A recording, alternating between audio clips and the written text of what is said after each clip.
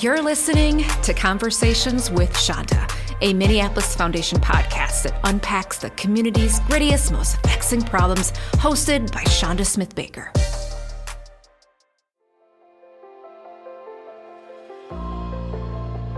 Our guest today is our longtime reporter, Jason DeRusha, co-anchor of WCCO This Morning and WCCO Mid-Morning. Some of you may already know him as the food reporter, producing DeRusha Eats.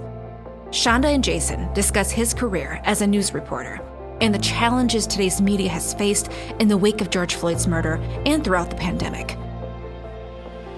And after hearing Chanda and Jason discuss about journalism, presenting facts, and just the thought process of becoming a reporter, I have this new profound appreciation for journalism.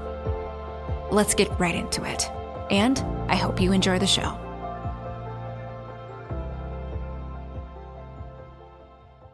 I remember watching the uprising in Tiananmen Square, and I'm sitting in my kind of middle-class suburban Chicago living room watching these correspondents. And, you know, back when the uprising happened in Tiananmen Square, you didn't have, you know, cell phone cameras or any of the stuff we have now. So it was just a reporter on a satellite phone and live coverage, and you could see the pictures, but you never really saw the reporter. And I just knew I was watching history as it was happening. I was watching it unfold. And as someone who loved history and loved politics, but didn't necessarily want to go into that, I was really drawn to this idea of watching history as it unfolds. And as a kid, like, I had this Mr. Microphone toy that, like, you could hook into a radio. So, like, you tune your radio to 87.9 or something, and I could talk into the Mr. Microphone thing, and I would interview kids on the playground. And I'm sure that it's just, you know, all this stuff that I thought made me cool, like, could not have made me dorkier, right? You're the morning announcement guy at your high school, like, not good, like PA announcer at baseball games, like all of this sort of stuff. But my high school had a radio station. So we had an operating on the air FM radio station, and we would do play-by-play of the basketball games and the football games and the baseball, because it wasn't on TV like all of that stuff is now. Now all that stuff is a moneymaker, right? Like all high school sports. But back then, the only way you could get it was from the you know, couple of pimply faced idiots who were doing the broadcast on the high school radio station. That's awesome. We had one at our school too. I went to North High School, and there was a radio station there as well, which I thought was pretty awesome. It was awesome, right? Well, look, I actually think it was more awesome now. Like, when I was in school, I kind of didn't really pay attention to those kids. Right. Well, right. Yeah. And so and they didn't pay attention to me, right? Like, I was in some math and science and technology. I was like geeking out on the other side of the building. So yeah, like, we all had our stuff we geeked out about, right? Which is part of, like, why it's so important to make sure that, like, you have a variety of things so different kids can find whatever their bit is. And I was a great student, like, you know, straight A, super type A student. But, like, I was drawn to this. And so my parents were very supportive, but they were always kind of bringing up other things that you would expect, like, a straight A student should maybe be doing instead of going into journalism. So it's like, well, are you sure you don't want to go to law school? Or have you thought about being a doctor? Or what about this? And I'm like, no, like, I think this is what I want to do. Yeah, I think I found it. Yeah. So one of the, you know, there's all kinds of reasons to talk to you, Jason, but one of them was, you know, speaking of living in moments of history making. Over the last 18 months or so, I was watching the trial. There were times that I could really be into it and times that I had to protect my heart, right? Yeah. But I watched you with the coverage, and I was thinking often about how that might be shaping you as a reporter, as a journalist, as a person. I'm curious if it has, or do you try to find ways to separate yourself from the emotion? Mm-hmm. You know, like, how, like, I'm just want to know, like, how does that impacted you? You know, there are a couple major stories in the Twin Cities that will will and have forever changed me. And one is the collapse of the 35W bridge. Mm. And the second is the murder of George Floyd. And the trial itself, for me, was much less emotionally draining and exhausting than the kind of 6 days in the aftermath of kind of the feelings that I think we all went through after watching a man die on video. And, you know, I've been a reporter for a long time, for 25 years now, and I've seen all of the things, but that was something that is, you know, it's impossible to see that and not be affected by it. And even though, you know, as a reporter, those sorts of things, if not that exact thing, but those sorts of things happen. But it's just different when you see it. It just is. Like, even though you know in your mind logically, you know, and that this happened, it was different to see it. And we saw it in the moments after it happened, right? So covering the trial, I tried very intentionally to go at it like a juror, to try to wipe my mind of everything that I thought about the case. And I will say, going into it, you have kind of these maybe logical, legal thoughts about it, where you look at the charges and you look at the events, and you look at what we know and what we maybe can't know, and you look at what you infer. And so you have these ideas. But when the trial started, I really wanted to treat it like a juror. So I would approach, you know, and I know, like, no one believes it when jurors say, like, oh, I never saw the video, or I sort of know about this, but I really don't. But I've covered enough trials, and jurors, you know, people have lives.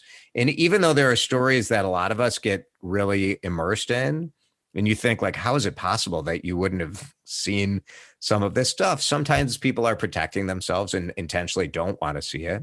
And Yeah. sometimes people just sort of create their own life where they're busy with their own life, and they sort of live in that bubble. And I think this jury had a lot of that, you know. But so that was my approach, to try to protect myself. At the end of watching, there were a couple days that were very emotionally challenging, because I'm sure they were emotionally challenging for the jurors. Yeah. But there was one day of testimony where we watched body camera after body camera from the officers, and the cumulative effect of that was tough. It was really tough. I suppose if I stop reacting to these things as a human and just are looking at it logically, then I know it's probably time to hang it up and find a different line of work. Yeah. You know, you can still be objective about the facts and present the facts in an objective manner, but still be a human being who has these sorts of feelings and reactions.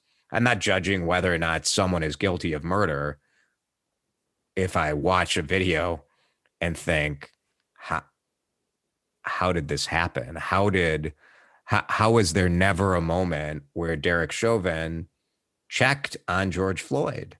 And you think, like, from a legal standpoint, I don't know how you feel about this, but if he had at any point checked on George Floyd, at any point, I think it's a much tougher conviction, where you say, like, well, he was doing what he was taught to do. You could have more of a discussion about whether the training is flawed, because you'd say, well, he was doing something that was perhaps an acceptable hold, but he was showing compassion and concern for a human being. But the Yeah. fact that you visually never saw any evidence of that, I think, made the jury's decision sort of the obvious decision. Mm-hmm. Yeah, I mean, I did feel that. And I'm one that has not watched the full video because I just couldn't do it. I've seen enough to know that watching the full video would be too much for me. But Yeah. I do think that I'm going to prove to you I'm in charge, even if it means taking a life. There was something that was so just awful, right? Like, to me, that's not policing as a whole, right? That's a person who's a police officer who had some really horrible behavior, deadly behavior, aggressive behavior that had to exist before and would exist after if it's not stopped. That's how I saw it. Yeah. So I just, I do, and I sit in a place around making sure that our systems, right? That's the work that I do. That's the work of the Minneapolis Foundation and so many others in this community, of making sure that we are investing in programs and initiatives and people that are concerned for others that need supports, right? That need opportunity, that need investment in. Like, that is our work, to make sure that these systems work for everyone. And so they only work for everyone if the collection of people that work in those systems have those same hearts and minds and goals in mind. And if they don't, it doesn't work. Yeah, I mean, I think a lot of these fields that are public facing have some of these same dangers, right? So people have their opinions about politicians, where if you have one crook who's an elected official, people can say like, bah, all politicians. In the media, if you have one hack who is not being fair or not listening to the community or always coming at it from one side, or maybe worse, right? Like maybe they're being influenced in some way. The media, they're the worst. And same with police officers, where you can look at it and objectively say, okay, this is one bad reporter or one bad politician or one bad foundation. You have nonprofits, you have those issues as well. What's harder is when you examine and say, are the systems, like you bring up, are the systems, you're going to get a bad apple, right? Like, you're never going to have 100% great people in any field.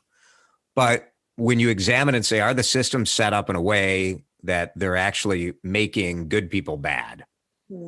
That's a societal issue, right? And you have to struggle with that and say, okay, yes, you still can believe that most police officers are great. And it's so hard because people think about their own life experience with law enforcement and then just apply that to the whole world. And it's not true. Like, the way I get treated when I get pulled over and is different than the way a black man of my same age and same height and same size would be treated. It's just objectively true. Like, that's not, I think sometimes we feel like we have to fight about every single thing, but some things are obvious and we don't really need to fight about it, right? Can we just accept that? Like, statistically, it's very clear.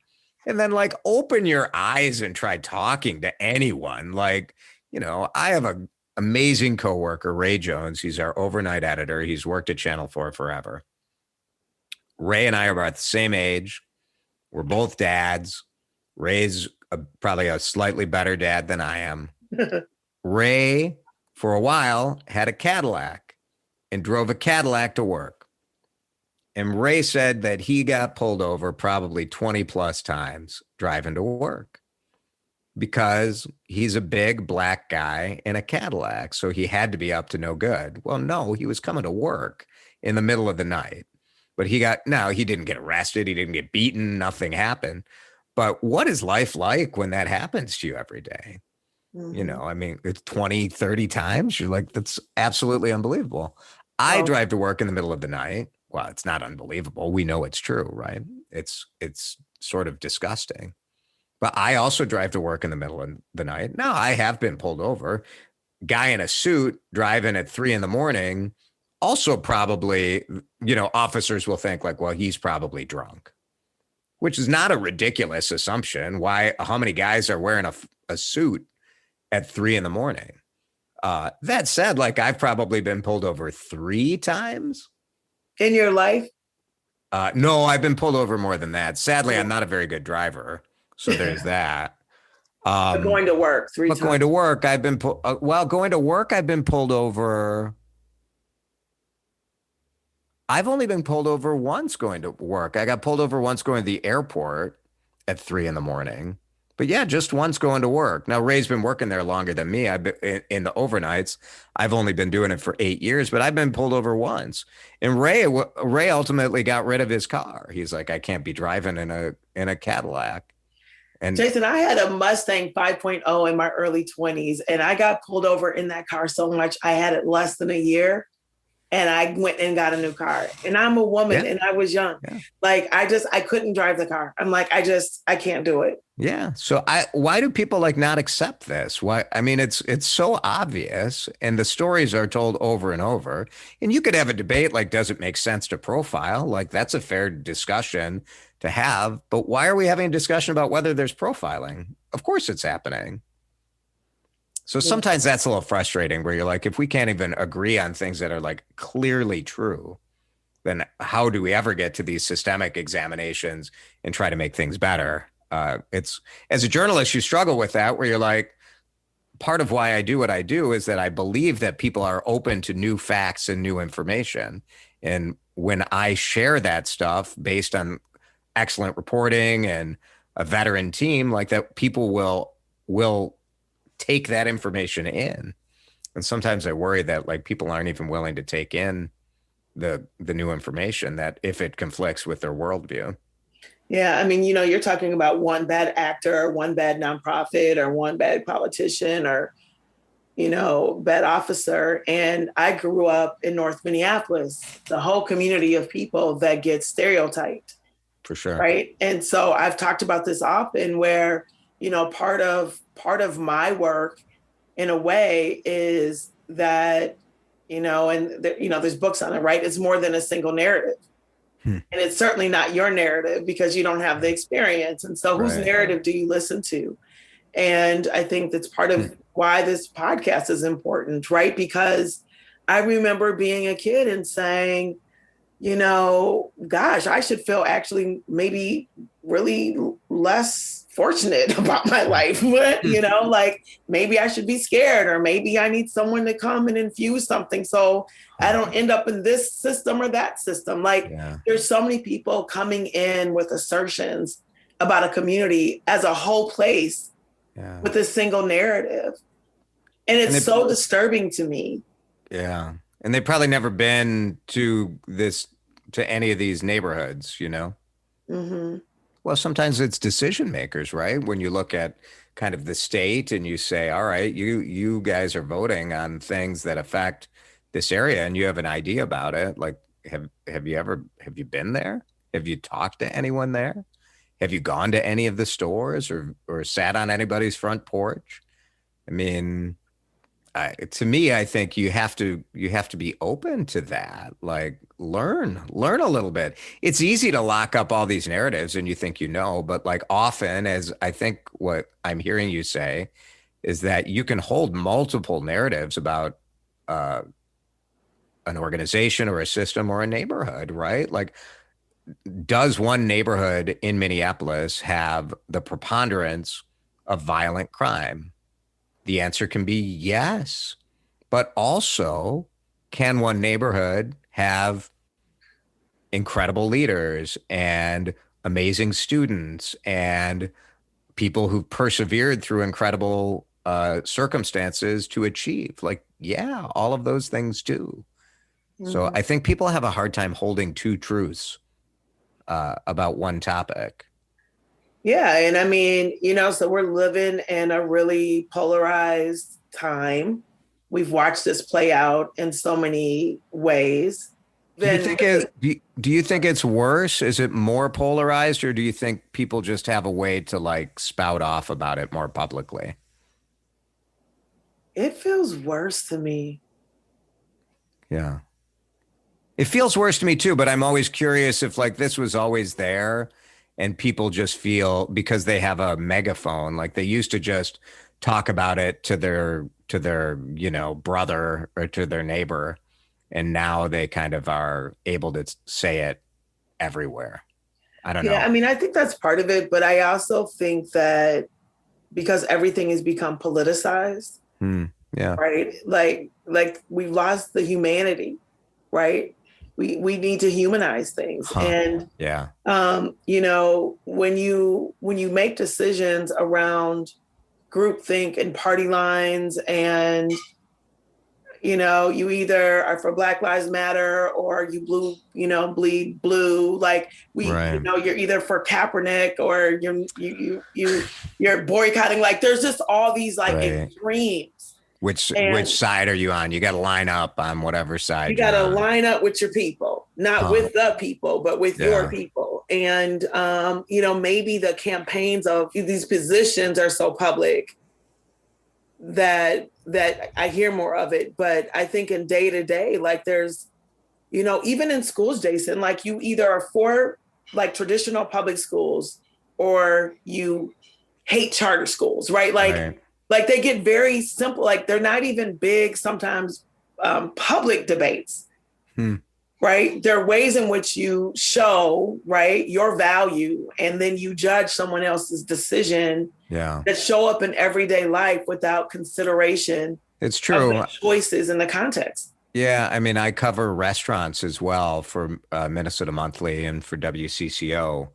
And it's been very interesting how, consumer choices, like what restaurants you go to or what products you buy, are very much in a similar vein. Like you have to line up with your people. And, I don't know if that's good or bad. It's just, it is a change. It is a change. I I mean, noticed during the trial, you talk about the idea of people lining up with what side they're on. So when I was covering the trial, it was very interesting because normally in the social media environment, people interacting with me are people from the community. And so people know that like I'm invested in the community. I think I have a track record of listening to people from all over. I have a track record of publicly admitting when I get something wrong. And so you get a certain amount of credit, a benefit of the doubt, I suppose. But when the trial was happening, coverage was all over the country and people could stream it. And so you had people, no matter, I made a conscious choice to not tweet like a bunch of quotes from people's testimony because I couldn't commit myself to like being equal in tweeting the people who disagreed or the cross examination, or I just didn't want to do that. So I was basically just introducing what witness we were on. But whenever you tweet anything about the Derek Chauvin trial, people would get very heated in the comments. And one example is that people were very upset that on TV, we were not calling it the murder of George Floyd, that we were calling it the death or the we tried to be very careful with wording where we would say like Derek Chauvin is accused of murdering George Floyd, but we wouldn't call it the murder of George Floyd. And people were very upset about that. They're like, it's murder. I saw it. It's murder. And it is a challenging thing as a journalist to try to explain like, well, look, like murder is something that the jury has to decide. This case was very, very different in that normally there's no dispute about whether or not it's a murder. We know it's a murder. The dispute is about who did it. In this case, we knew who did it. The dispute was it a murder or was it a medical situation that happened? The key issue was not the who, it was the how. And in almost every other murder case I've ever, frankly, I can't even think of another case I've ever covered where that was the dispute. So it was interesting when you try to explain it that way. Like most people actually were pretty understanding when I said, I'm like, the key dispute in this case is whether or not it was a murder. So I can't call it a murder because we don't know. Now, the second he was convicted, and even today, I still find myself like double checking to make sure people call it the murder instead of the death, because it was a murder. and it's important to name it as such. But, that's part of explaining the role of an independent journalist in our society. We have a lot of journalists who are, come from a particular viewpoint. And I like that too. Like, I think there's room for all of it. But for us, like, we try to be, unbiased is a bad term because everyone has biases. But I try to be fair. I hate that Fox News made it their slogan because it's such a hot button for people. But being fair and being balanced is the goal. Like, it really is. Yeah. So, Mike, can I be unbiased? No.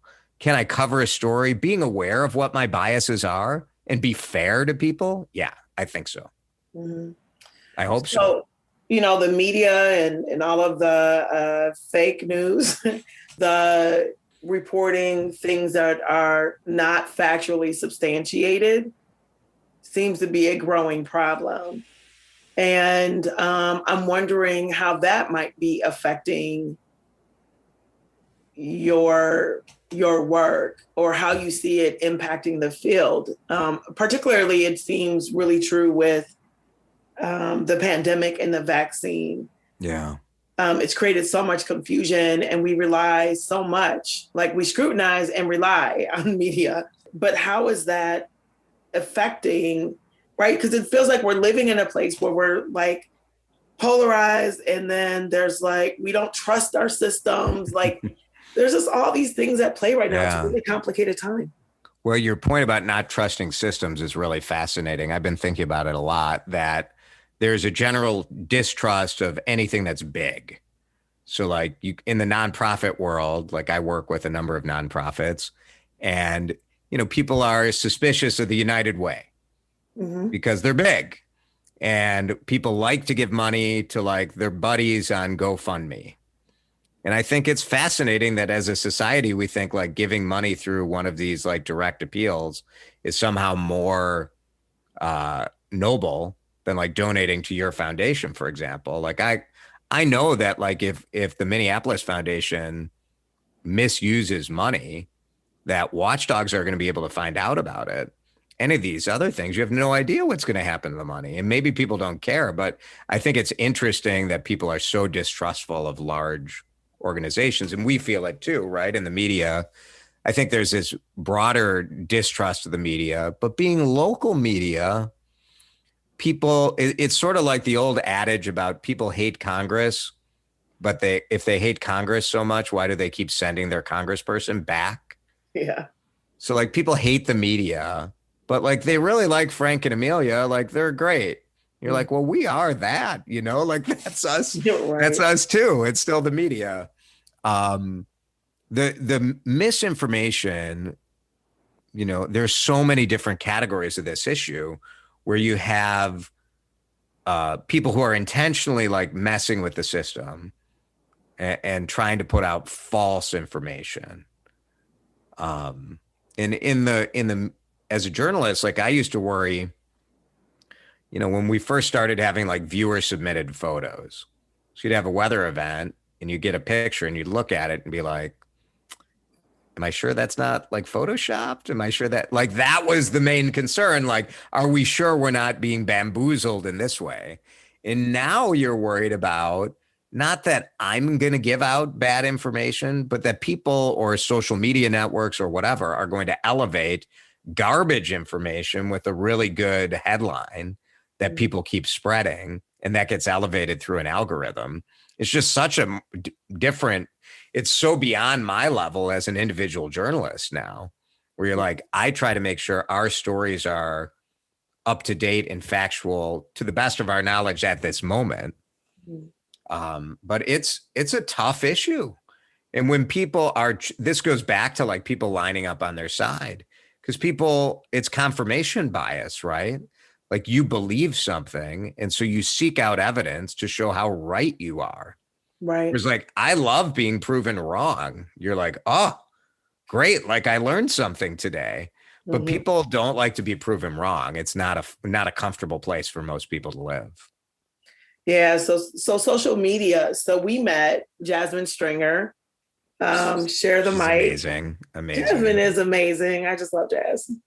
There's just a spirit about her. There are some people that have like a magic and a sparkle, and Jasmine's one of those people. And you think like, Jasmine, like whatever you ask me to do, I will do. Like, and then she'll bring me stuff from her farm. Like, here's some apples. You're like, Jasmine, you're the nicest. She's the greatest. So she shared the mic, and she's like, "Will you do this?" Of course, Jasmine. Like, and then what is it? And then she says, you share the mic with someone, and who do you want to share the mic with? And so she had folks in nonprofit and politicians, and I'm like, actually, I want someone on TV or someone that's doing some great stuff on social media, because I just don't like to be on camera, and I feel like I'm trying to figure out this social media thing, right? Like what my feels are on this. Mm-hmm. So she's like, "Oh, I got someone person. Perfect, right?" So she texts me right back. She's like, "I'm texting him now." And then it might even have been before I got off the phone. She's like, "Jason said yes."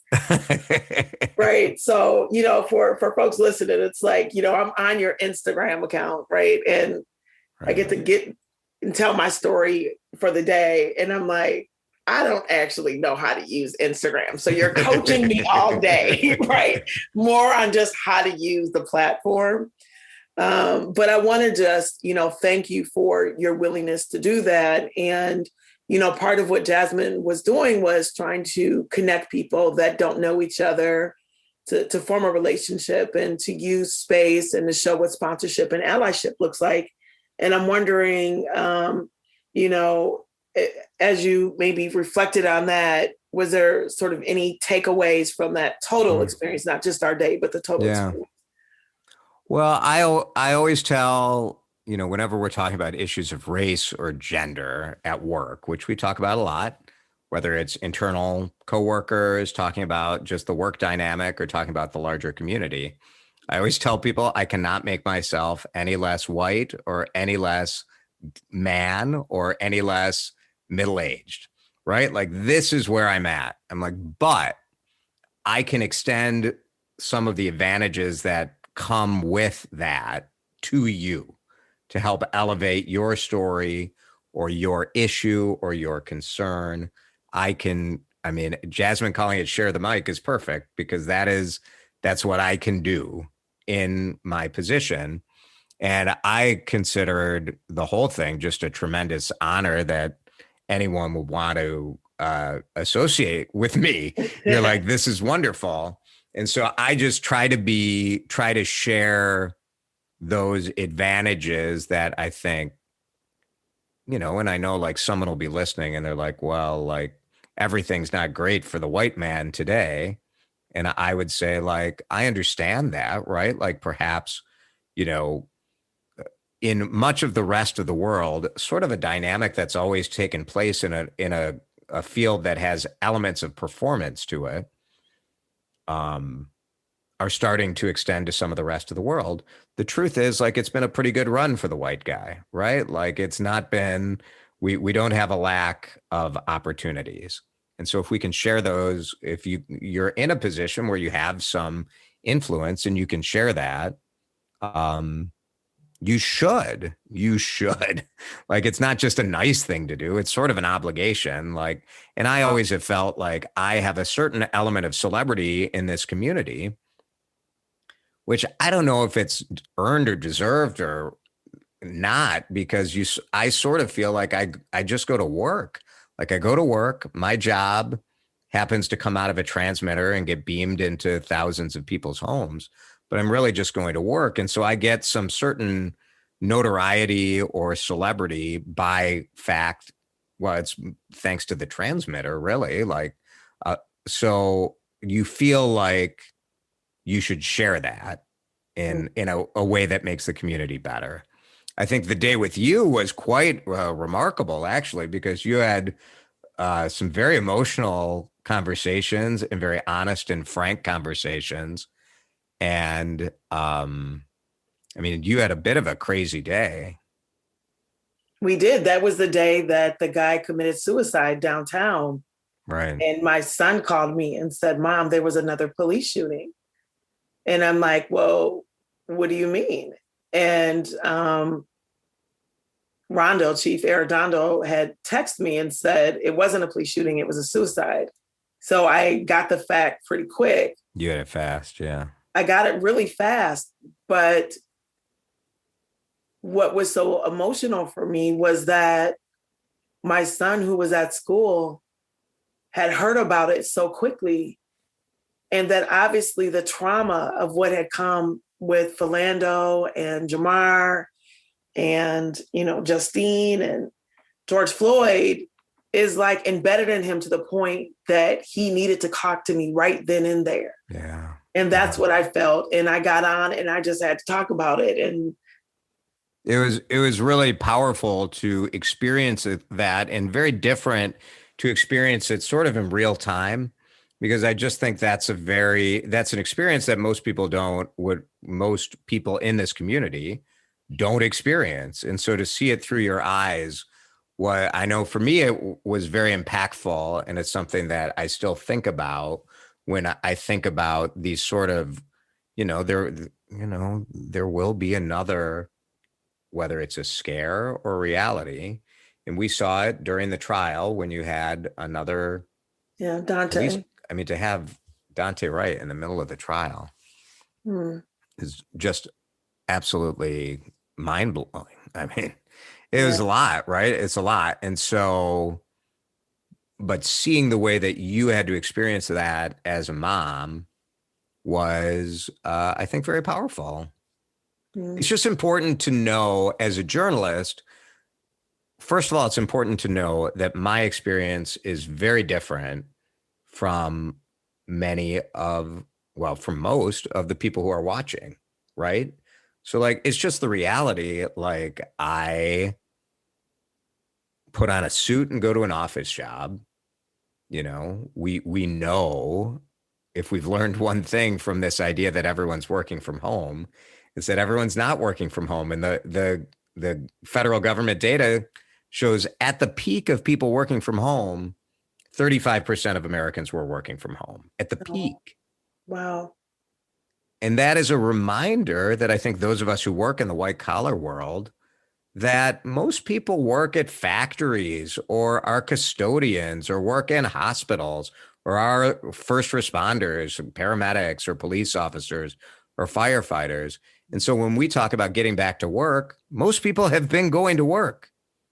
And so it's just one example of a way where it's I try to connect with people's experiences. Is you just try to soak it up like a sponge. So when the time comes that I need to draw on that knowledge, it's there for you. It just makes you a better person, I think, if you can be empathetic and understanding. And it doesn't mean you don't downplay your own experience or your own scenario by acknowledging that other people have a very different experience than you. I think it makes your understanding of the world a little richer. Yeah. But I'm always very amazed, when we talk about social media, there are a lot of negatives to it, but boy, the positives that, I do a job, I get paid for it. And there are people who are willing in a constructive way to try to make our work better. And not that they're getting paid or not that they get any clout, but if you make a mistake and people will be like, I don't think that's right. Or, boy, the way you frame this story is sort of it doesn't sit well with me. And to me, I look at that and think man, how generous that people are serving as an editor for free.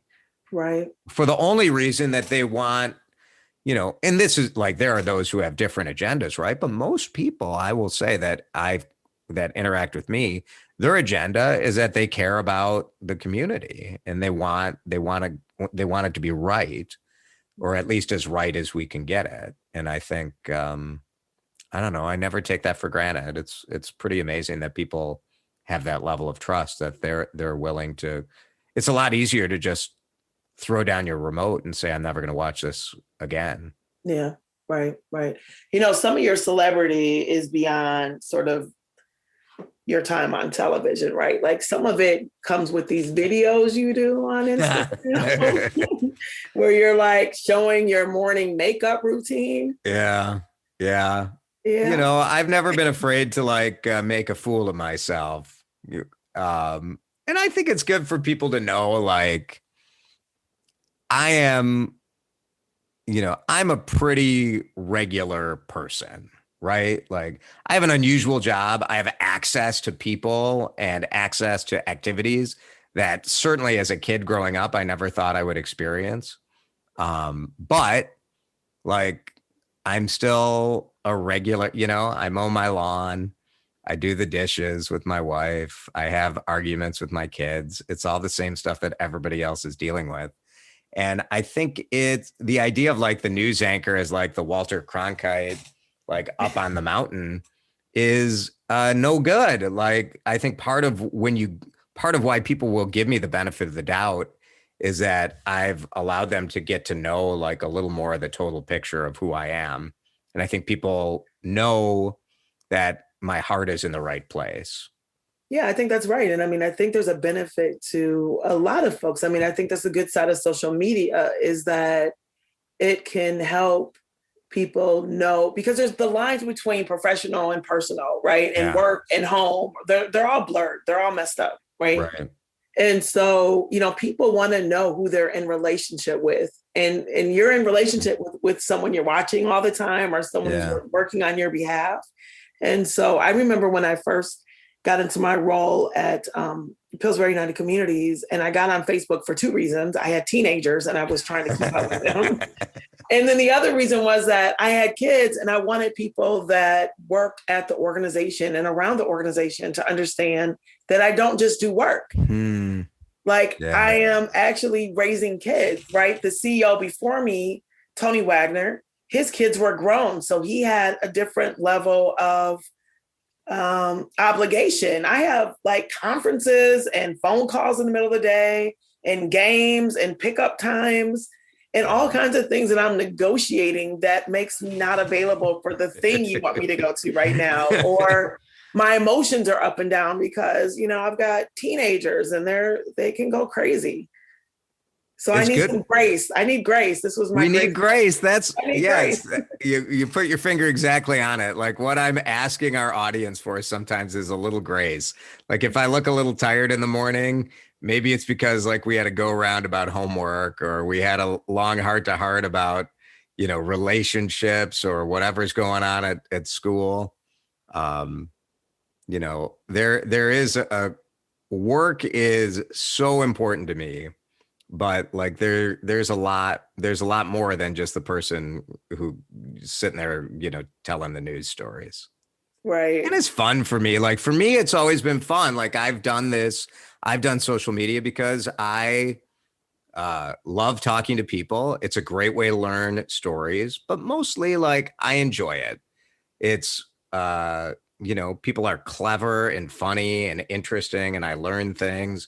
And if you can filter through the negativity and the garbage, it still has been an incredible tool some of my real life friends have come from social media. One of my best friends is someone who just sent me a Twitter DM and was like, do you want to go have lunch at Vincent? I was like, sure. My wife is like, you're doing what? With who? I'm like, I don't know. Like, I'm going to go have lunch with this guy. I think he's really clever. And there it is. So, it's interesting. Like that part of things is pretty cool. Yeah. So we got just a few minutes here, but foodie. So part of why I pay attention to you too is because I'm always trying to figure out where to go eat. If someone, I got people and they want me to pick the restaurant, I just kind of go and look where you went last and then suggest it. So thank you for, being that for me in my life. It's been fun. Like I will say, I was a little worried when I started covering restaurants that people would think like I was less serious of a news person. Like, oh, he's just like, but it's been interesting. Like, I've been doing food coverage now for more than 10 years. And over the 10 years, food went from being like the kind of, something that people didn't really pay that much attention to now like it's certainly over the pandemic, it's been lead story, big news for folks. Yeah. But I just am drawn to it's more the people that I'm drawn to in restaurants.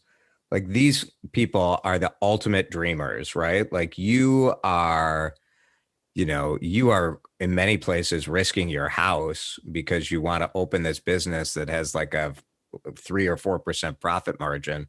And some people hit it and really like get rich and have a lot of success.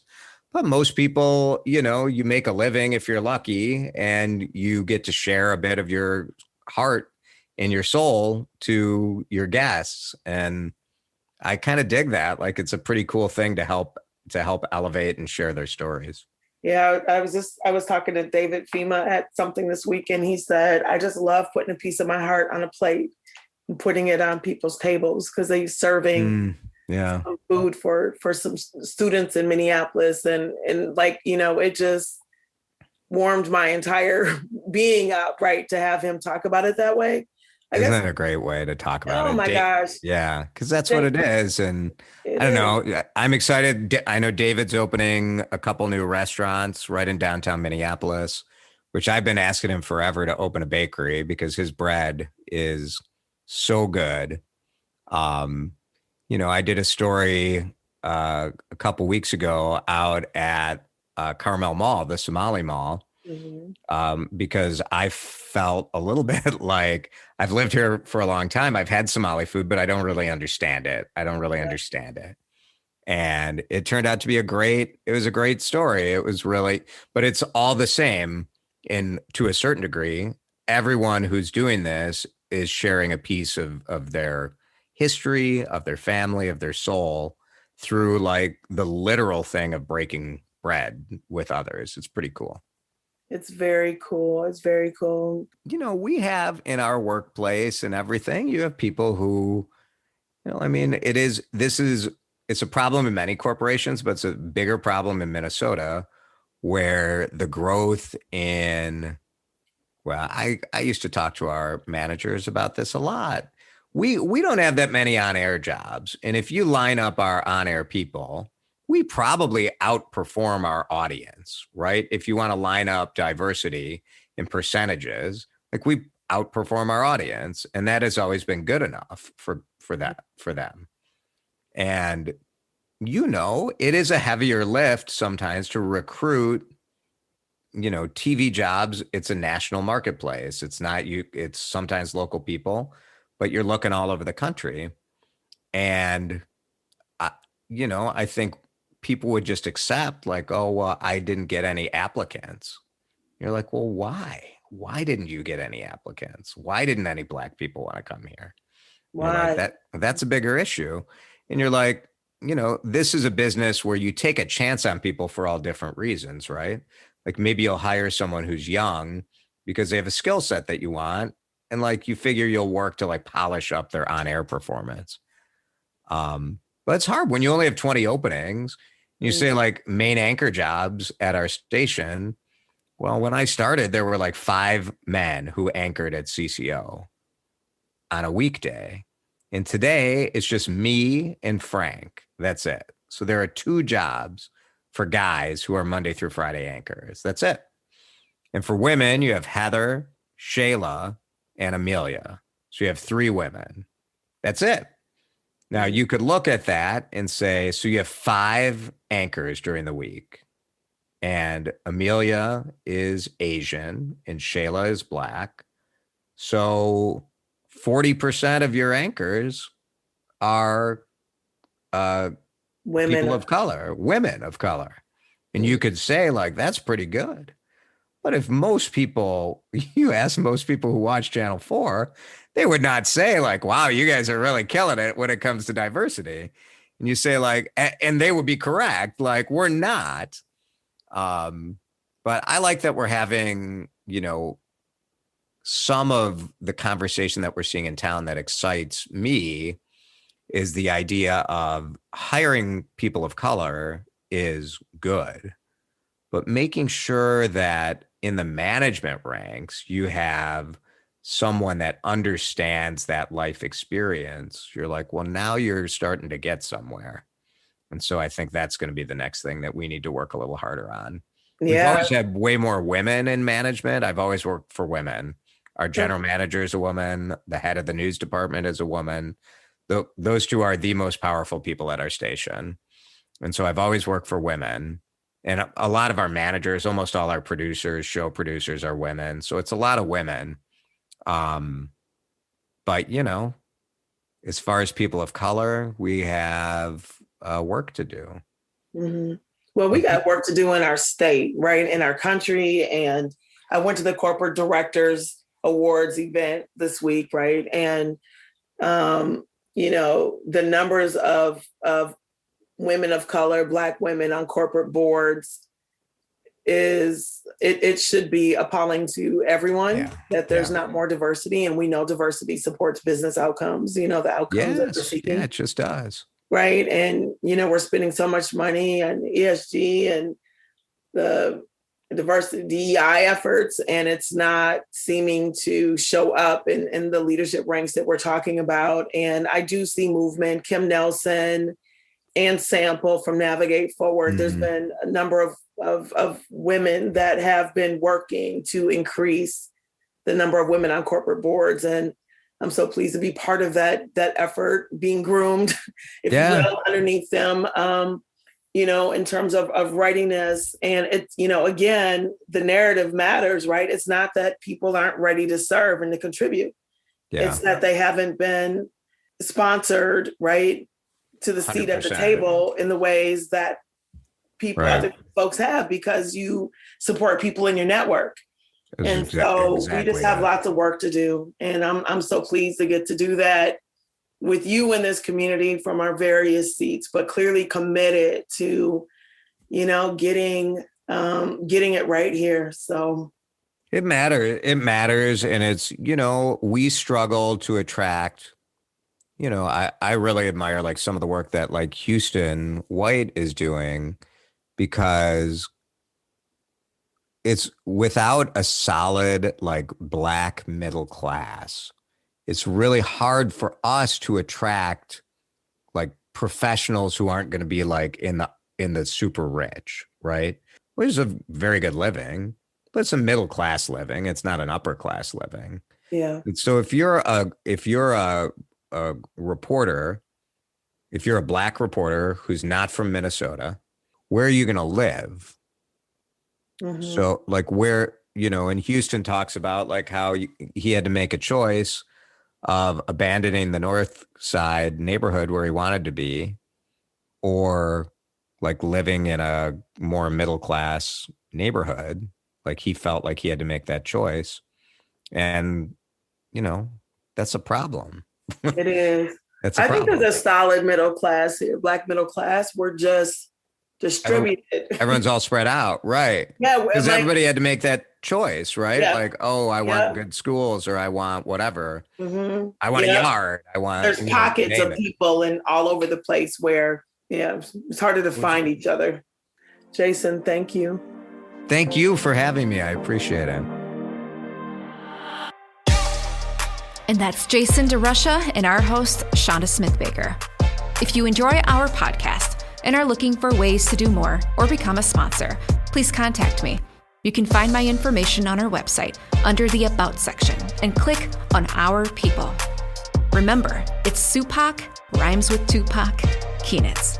Thank you to Sarah Gillen, John Coco, Darlin Benjamin, and our guest host, Jason DeRusha. This is Supac Keenitz.